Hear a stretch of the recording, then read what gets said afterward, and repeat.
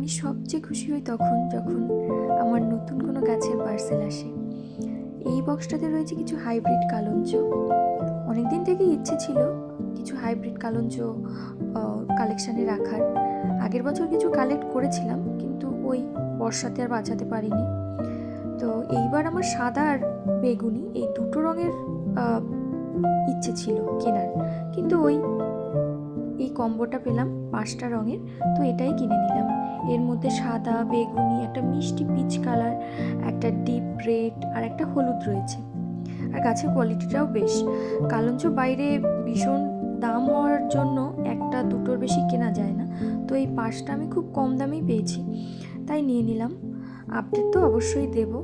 আমি যে কি ভীষণ খুশি হয়েছি এই কালঞ্চগুলো পেয়ে, আর রঙগুলো কি অসাধারণ এসছে। গাছের কোয়ালিটিও খুব